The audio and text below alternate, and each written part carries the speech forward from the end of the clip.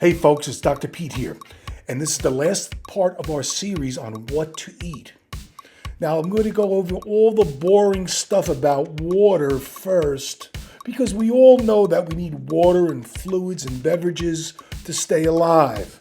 But I have a little trick for you.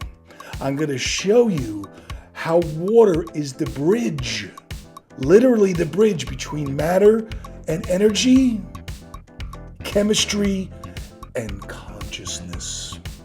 So stay tuned, you're going to want to hear this.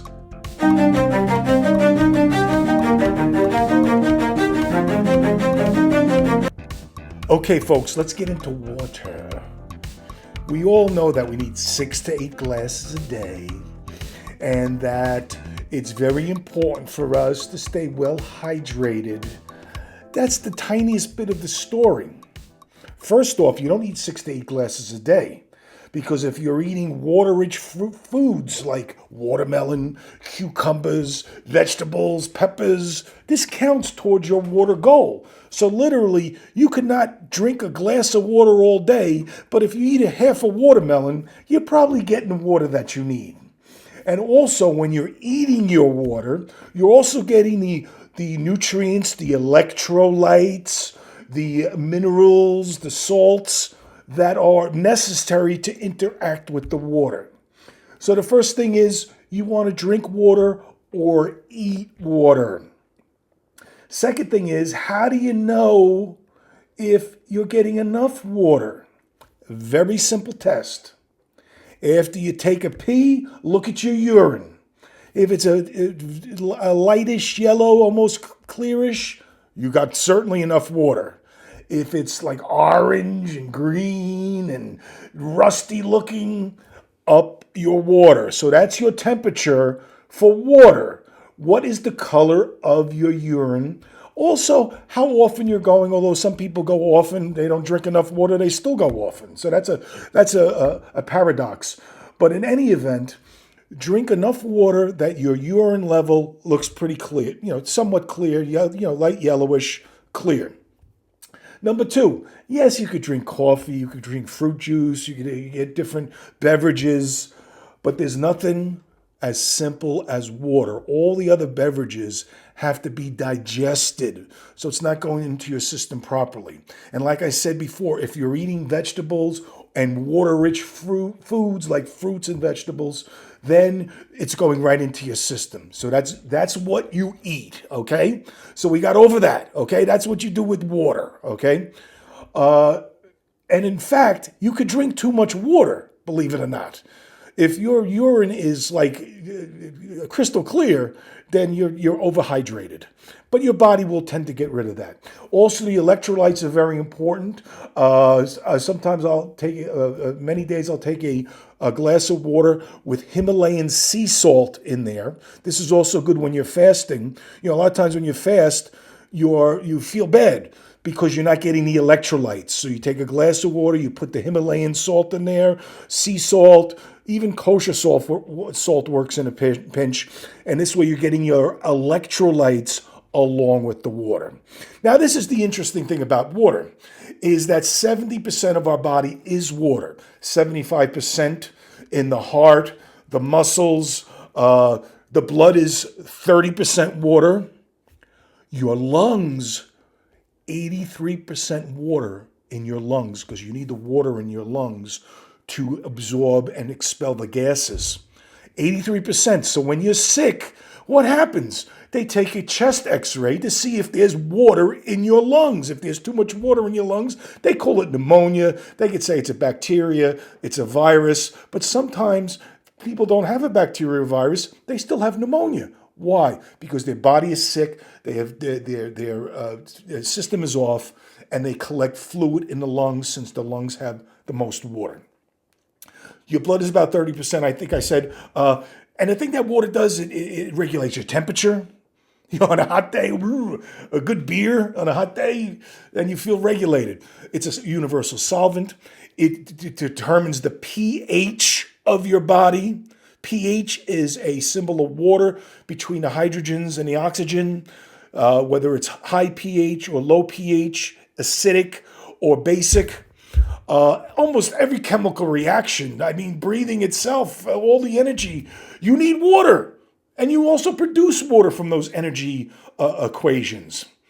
And it's wonderful to talk about all this stuff, but it's kind of boring because water is so much more than this.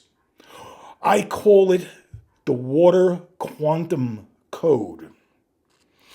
Just like, imagine this, the snow comes down and each snowflake of water is shaped differently, like a matrix, like a crystal. Well, this is exactly what water does in your body. No, it's not frozen water, but still in your body at 98.6 degrees, your water forms different crystalline structures of atoms that help your body. It helps your body communicate with itself. In fact, the fascia of your body, the connective tissue of your body, combines with water in a crystalline way to actually send messages up and down your body almost instantaneously. They did a measurement. They said a batter looking at the ball coming in and swinging, the amount of time he has, I forget, it's like milliseconds that he has to swing. The nervous system can't communicate that fast to his hands to swing. It is the fascial water system that sends the message. So water is a communicator in your body. These crystalline structures help the cells, help the body to do all its different functions. And in fact, some of you may even have seen the Japanese scientist, I can't remember his name off the top of my head, who took microscopic pictures of water.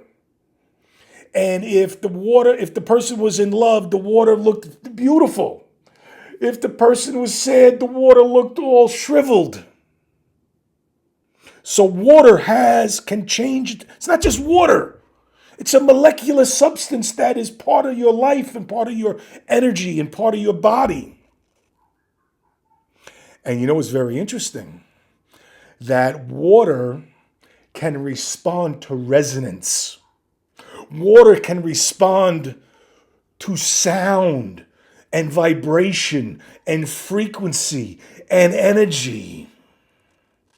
You get where I'm going? What happens when you hear a beautiful piece of music? Doesn't your whole body just light up? It's because the molecules of your body and the molecules in your cells of water are changing and aligning and becoming beautiful crystals that make you feel fantastic, as you should feel all the time. So that's why music, vibration, sound healing, a little plug for my band, the Soul Soothers. This is why we do it. We do it using sound. We could change the physiology of your body through the structure of water. So my advice to you after this today is drink your water, eat your water-rich vegetables and fruits. Keep an eye on the color of your urine. I'll sound like a doctor instead of saying pee. Your urine, the color of your urine. And seek out vibration. Maybe it's your favorite songs that you listen to every day.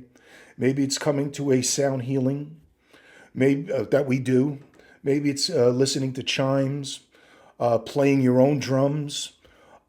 These vibrations have a tremendous effect on the structure of the water, and structure always leads to the function. So tell me if you like this. Leave it in the comments. If you want to talk about this, you want to debate it, you want to give me more information that I don't know, I'm always open to your feedback. So, bon appetit, and here's to you. Chin Dam.